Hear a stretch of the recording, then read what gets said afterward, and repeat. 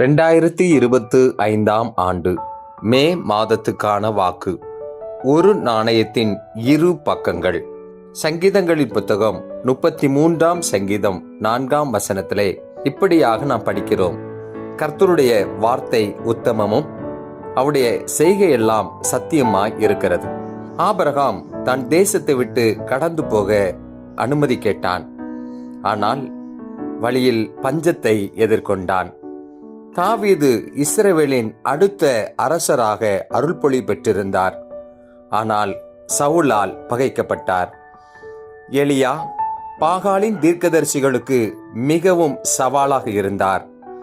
ஆனால் அரசரால் பயமுறுத்தப்பட்டார். அன்புக்குரியவரே, கர்த்தருடைய வார்த்தை உத்தமமானது. கர்த்தருடைய வார்த்தை பற்றிய புரிதல் நமக்கு மிகவும் முக்கியமானது. வெற்றி தோல்வியால் இதை அளவிட முடியாது. ஆனால் கர்த்தருடைய வார்த்தைக்கு நோக்கம் உண்டு. அதை நிறைவேற்றியே தீரும். ஆபிரகாம் 3 நாள் பயணப்பட்டு மலைக்கு ஏறினான். எலியா விசுவாசத்தோடு பலிபீடத்தை கட்டினான்.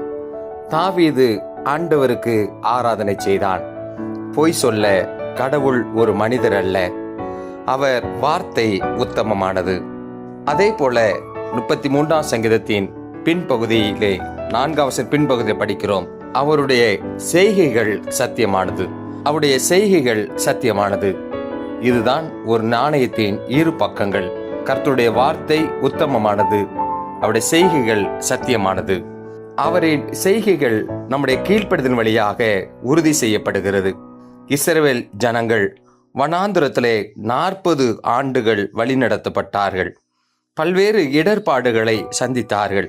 ஒரு மிக முக்கியமான கட்டத்திலே தண்ணீர் அவர்களுக்கு இல்லாதிருந்தது. தாகமாக தவித்திருந்தார்கள். ஜனங்கள் மோசேக்கு விரோதமாக முறுமுறுத்தார்கள். தண்ணீரும் இல்லை. தாகத்தோடு போராடுகின்ற போது முறுமுறுத்தார்கள்.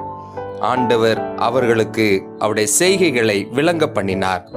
அவருடைய செய்கைகள் சத்தியமானது. அவைகள் உத்தமமாய் நிறைவேற்றக்கூடியது.